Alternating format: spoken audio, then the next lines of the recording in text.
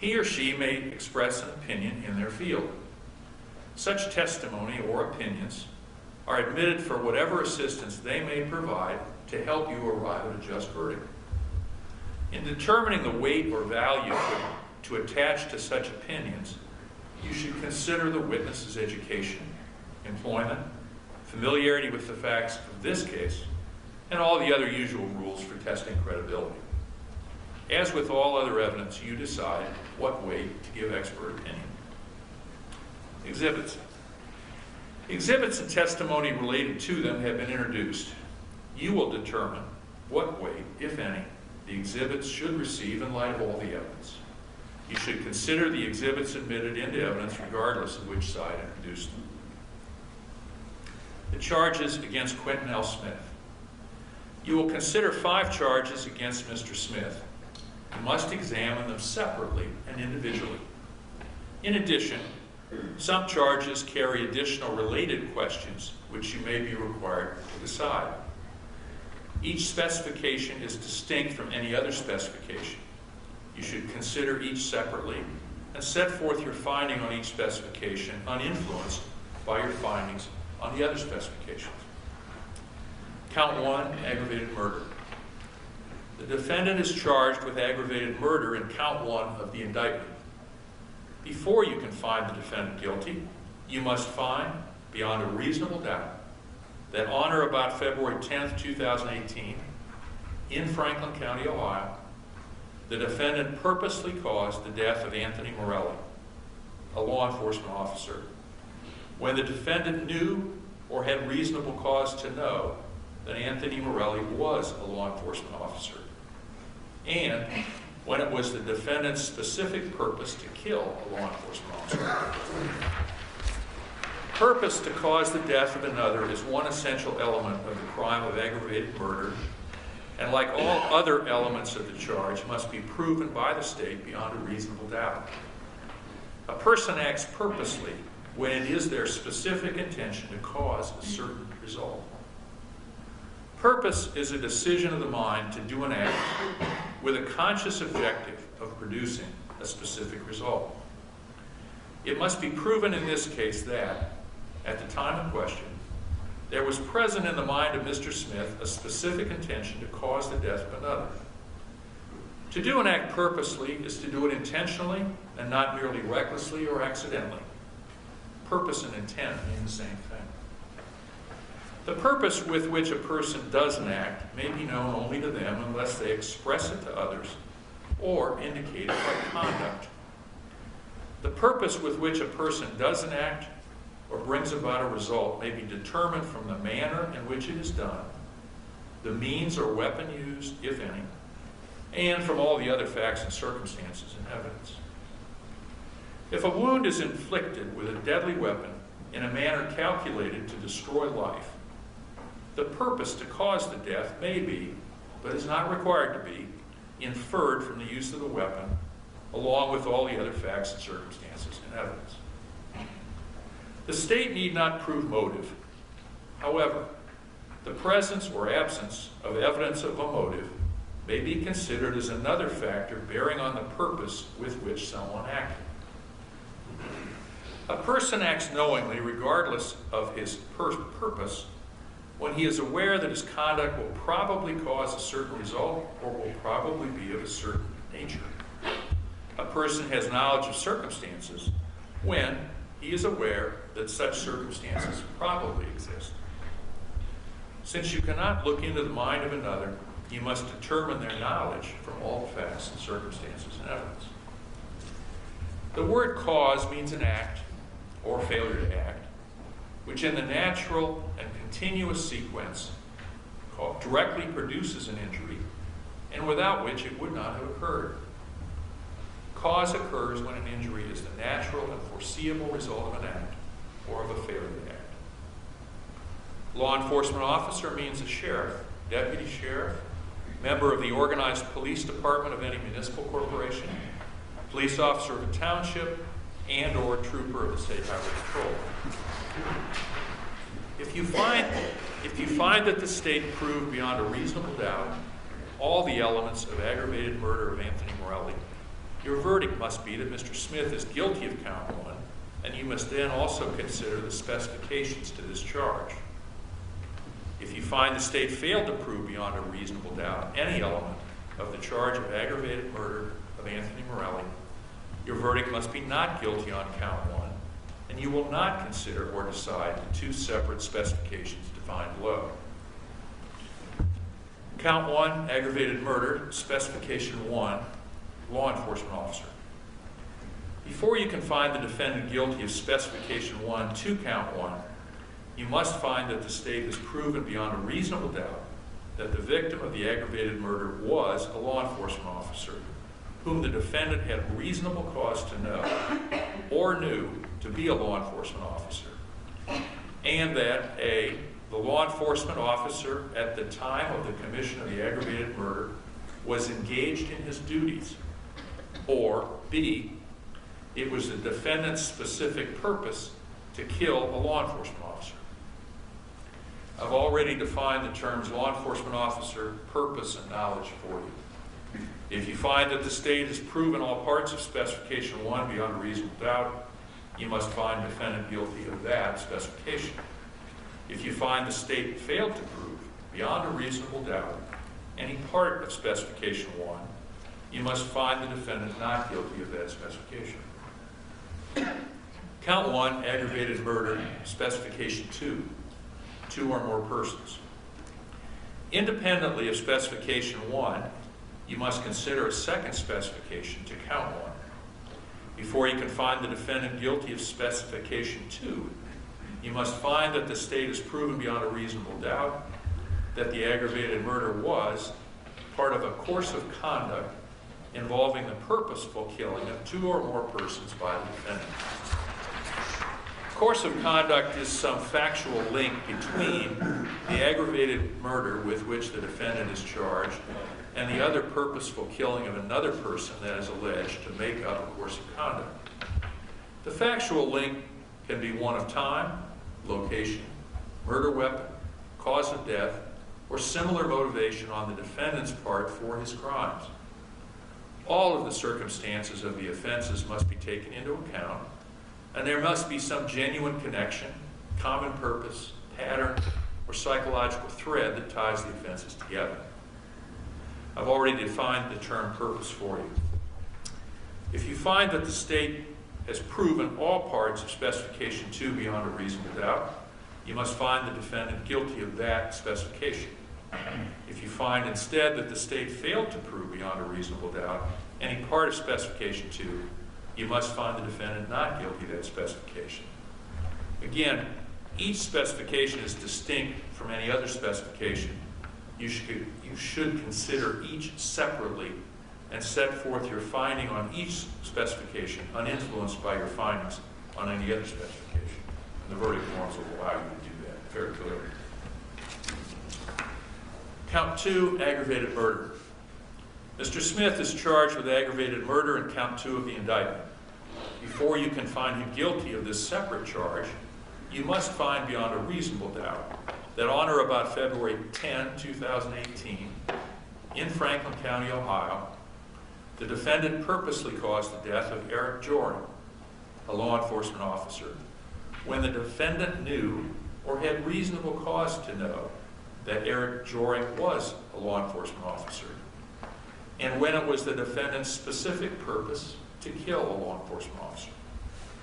I've already defined purpose, cause, knowledge, and law enforcement officer for you.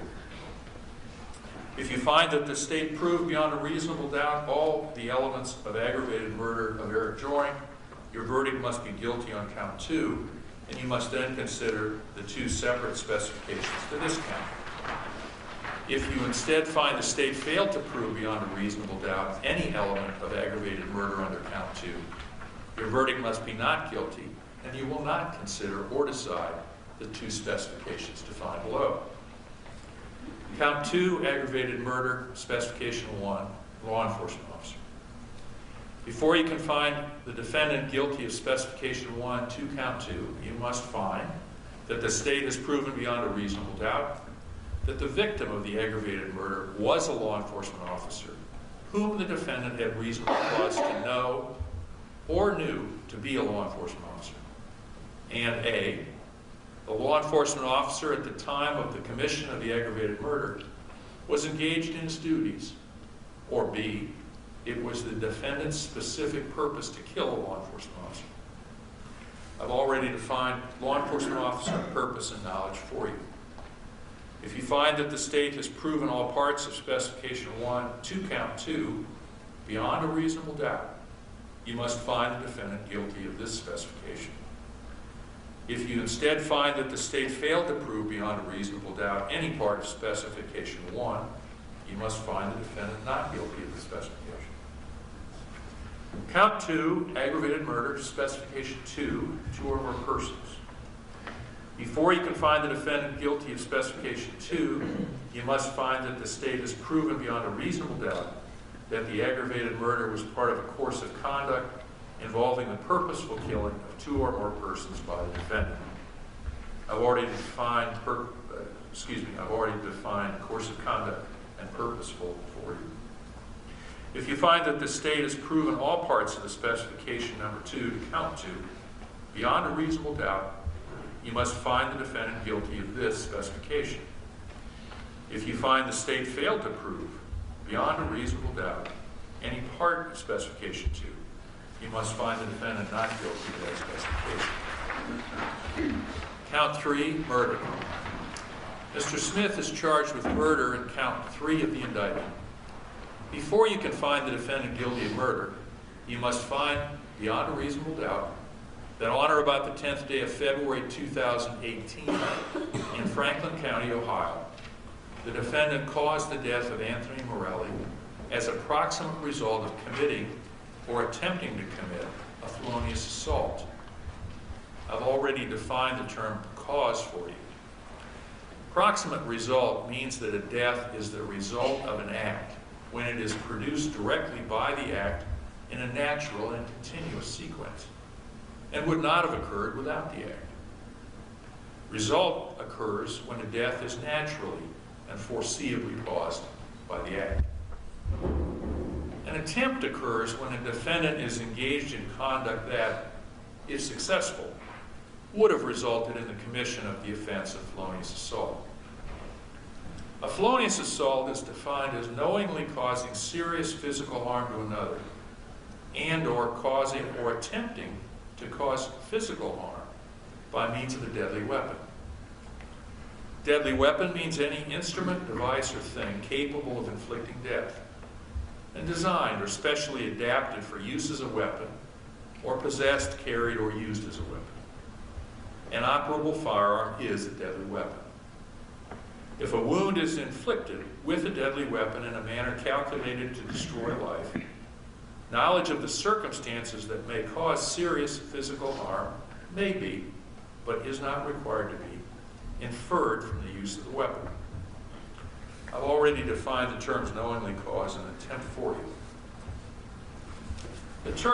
The term serious physical harm means any of the following. A, any physical harm that carries a substantial risk of death. B, any physical harm that involves some permanent incapacity, whether partial or total, or that involves some temporary substantial incapacity. C, any physical harm that involves some permanent disfigurement, or that involves some temporary serious disfigurement. D, any physical harm that involves acute pain of such duration as to result in substantial suffering, or that involves any degree of prolonged or intractable pain. The term a substantial risk means a strong possibility, as contrasted with a remote or even a significant possibility that a certain result may occur or that certain circumstances may exist. Physical harm to another means any injury, illness, or other physiological impairment, regardless of its gravity or duration. If you find the state proved beyond a reasonable doubt all of the essential elements of murder under count 3, your verdict must be that the defendant is guilty. If you find the state failed to prove beyond a reasonable doubt any one of the essential elements of this murder charge, then your verdict must be not guilty of count 3. Count 4, murder. Mr. Smith is charged with murder in count 4 of the indictment.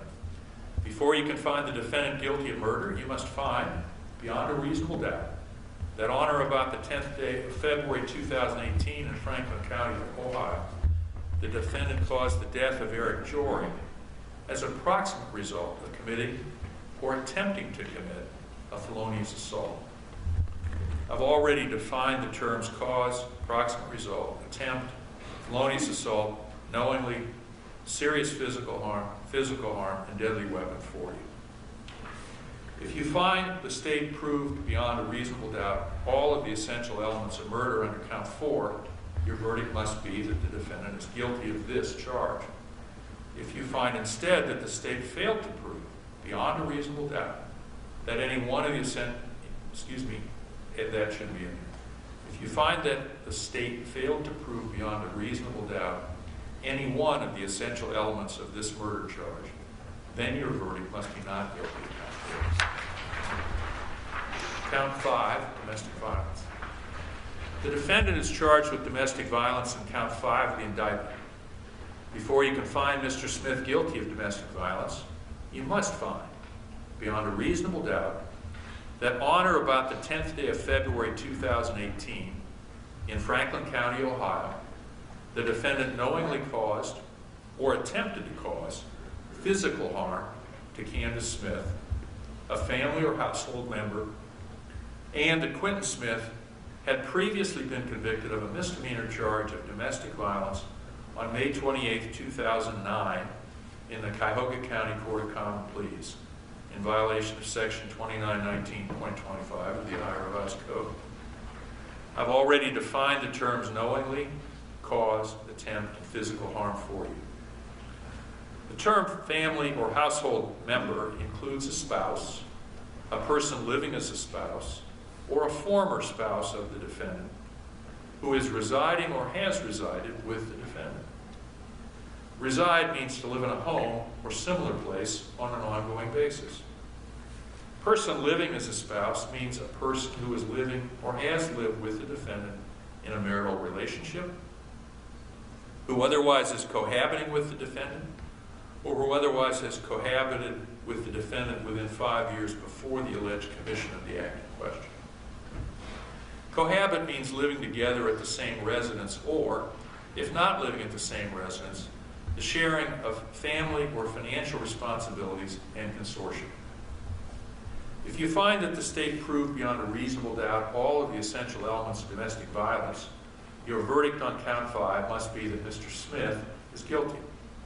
If that is your verdict on the charge, you must then separately decide whether the state has also proven beyond a reasonable doubt that Mr. Smith was in fact convicted of domestic violence on or about May 28, 2009 in the Cuyahoga County Common Pleas Court. The verdict form will make that additional question clear for you.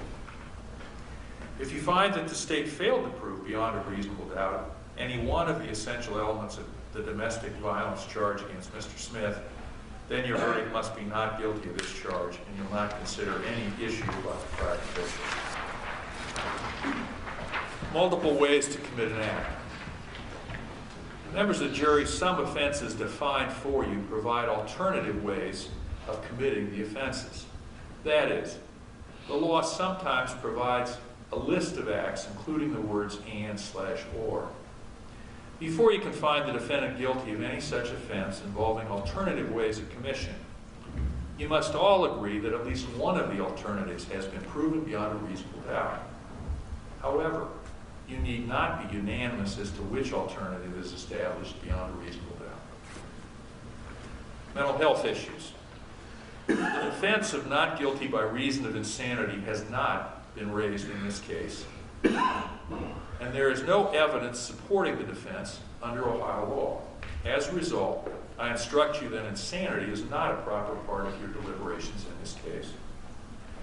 I also instruct you that Ohio law does not recognize any partial defense of diminished mental capacity. As a result, in this trial phase of the case, you must not consider any evidence of Mr. Smith's mental illness, mental instability, or medication for any such condition in deciding whether Mr. Smith has been proven guilty of any of the 5 counts and any specifications outlined above. Other acts of evidence. References were made in the evidence to other acts which Mr. Smith may have committed prior to February 10, 2018.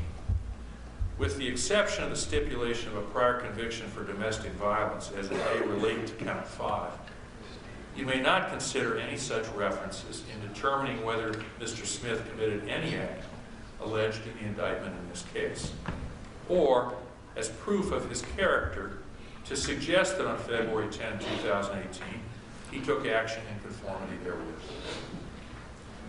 No discussion of punishment. Your duty as jurors in this phase of this trial is confined to determining whether guilt has been proven on any charge and/or any specification. Possible punishment must not be considered or discussed during the deliberation. Sympathy or prejudice. Do not allow any consideration of sympathy for or prejudice against anyone to influence your deliberations. It is your duty to carefully and impartially weigh the evidence, to decide all disputed facts, to apply the instructions of the court to your findings of fact, and to render your verdicts accordingly. In fulfilling your duty, your goal must be to arrive at just verdicts. Consider all the evidence. Make your findings with intelligence and without bias, sympathy, prejudice, or other emotions, so that both the state of Ohio and Mr. Smith feel that this trial was fairly and impartially decided. General instructions for deliberation. The court has now given you the instructions on the law applicable to this phase of this trial.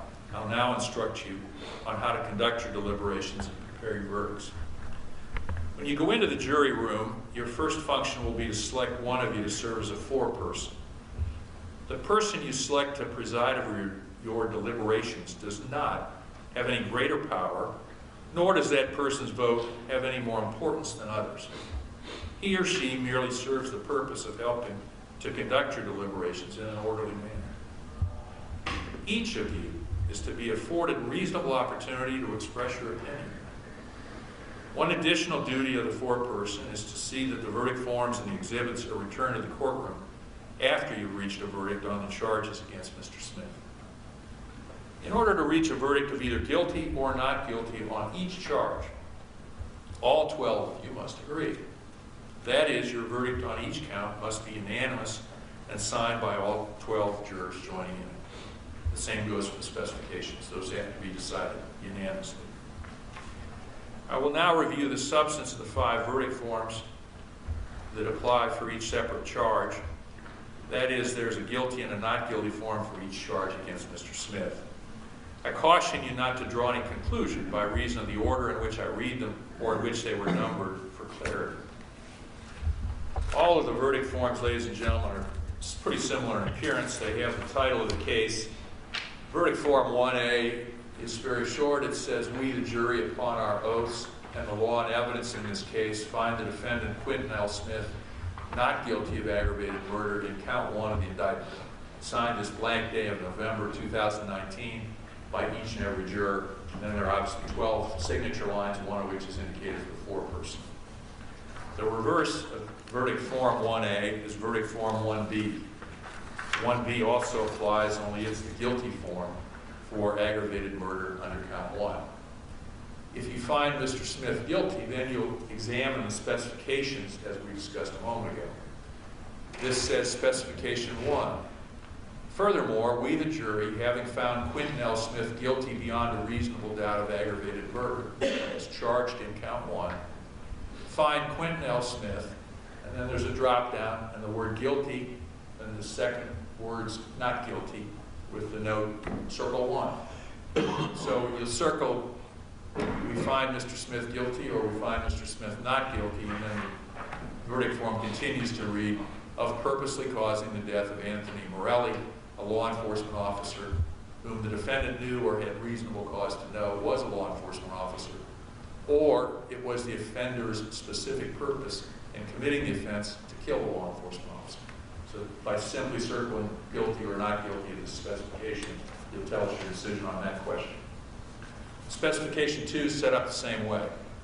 Specification 2 reads, furthermore, we the jury, having found Quentin L. Smith guilty beyond a reasonable doubt of aggravated murder as charged in count 1, find that the offense was or was not part of a course of conduct involving the purposeful killing of or attempt to kill 2 or more persons, to wit, Anthony Morelli and Eric Joy. The second page of verdict form 2B is where the signature lines are. There's page numbers indicating if these get separated for some reason that they both apply to verdict form 1B and are pages 1 and 2. Verdicts on count 2 are virtually identical, only these apply to the second murder charge of Mr. Joy, relative to the death of Mr. Joy. The first one is the not guilty form, the second one is the guilty form, and it has 2 questions with indication, or places for you to indicate if you find guilty on spec 1 or not guilty on spec 1, guilty or not guilty on spec 2. Verdict forms 3A and 3B are a bit less complicated. 3A is the not guilty form on count 3 for the murder of Anthony Morelli. 3B is the guilty form for count 3. Verdict forms 4A and 4B pertain to the murder of Eric Joring. Verdict forms 5A and 5B pertain to the domestic violence charge. Verdict form 5A is the not guilty form. 5B is the guilty form. If you find Mr. Smith guilty of domestic violence, then you have a second page, and it has the following question. We, the jury, upon our oaths and the law and evidence in this case, further find that the state has or has not, you circle 1, proven beyond a reasonable doubt that Quentin Smith was convicted of domestic violence in the Cuyahoga County Court of Common Pleas on or about May 28, 2009. Signed this blank date November 2019 by each and every juror, and there are 12 signatures. So hopefully, consider the instructions in the form you'll be able to follow through what you do. Members of the jury, the general instructions for deliberations that are set forth toward the end of this package are very important. The court has now given you the instructions on the law applicable to this case. I'll now instruct you on how to conduct your deliberations and prepare your verdicts. When you go into the jury room, as I say, you first elect a foreperson. Then you start discussing the case, but everybody is entitled to be heard. Fairly listen to each other. You're cautioned not to discuss the progress of your deliberations or the verdicts you may reach outside the jury room until you've completed all your work on all of the case. You may, of course, tell my bailiff if and when you need to take breaks and leave the jury room, but do not deliberate unless all 12 of you are present behind closed doors within the jury room. Because of the sequestration rules, your opportunity to leave will be very limited, but if there's some emergency, talk to Mrs. Jeffrey and we'll work through it. Once you decide all 5 charges, please summon Mrs. Jeffrey, our bailiff. Your verdicts will then be announced in open court with all parties and yourselves present for the benefit of the parties and the public. Your initial conduct upon commencing deliberations is a matter of importance. It is usually not wise to immediately state your proposed determination of any of the charges in this case, or to try to insist upon a certain verdict. Having so expressed yourself, your sense of pride may be aroused, and you may hesitate to give up your position even after discussion with your fellow jurors, if they might otherwise persuade you to change your initial thoughts. Consult respectfully with one another in the jury room. Deliberate with a view to reaching an agreement, if you can do so, without disturbing your individual judgment. Each of you must decide this case for yourself. You should do so, however, only after a discussion of the case with your fellow jurors. Do not hesitate to change your opinion if you become convinced that it is wrong.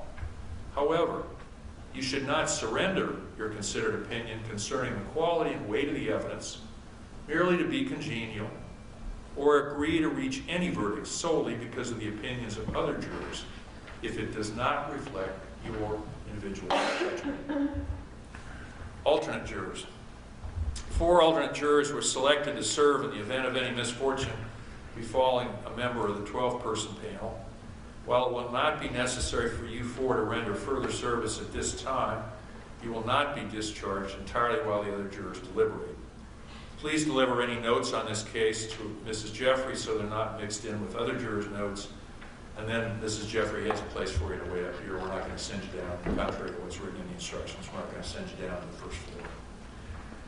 Even though you will not be deliberating on this phase of this case unless one of the 12 jurors falls sick or has some emergency, the court must restrict you from discussing the evidence in this case with each other or with anyone else while you wait.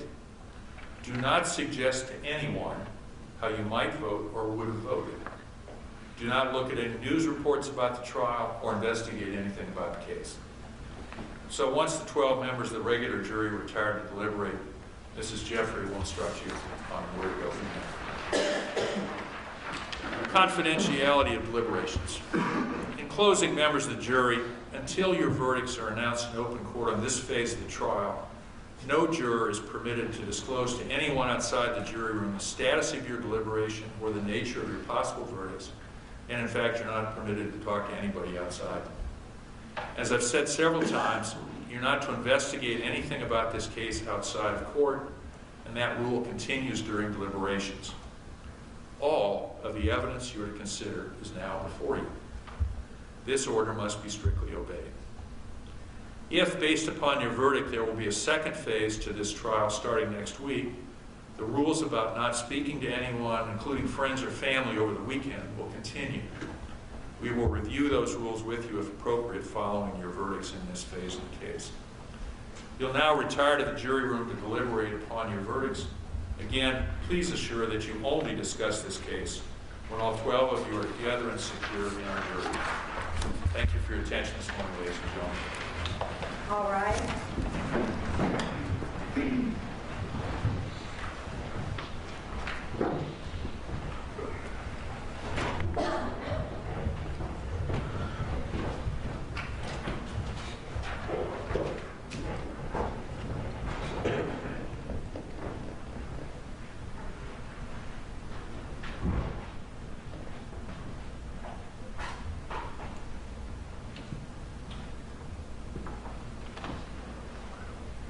Everyone. State have any issues with the charge we just gave? No, Your Honor, the State's completely satisfied. Mr. Benton, Ms. Bonacci? Not as to the charge, Your Honor. However, as is customary, we will renew all previous motions and objections that were previously made to the court. Those will be overruled consistent with previous rulings of the court. All right, I'd like to have counsel available, at least one on each side, with authority to answer questions, if possible, on 10 minutes notice, so that if we get questions, we can keep things moving with the jury. Otherwise, we'll call you as soon as we know something. All right? I'll let you know, too, if Judge Brown's going to cover while up to federal court.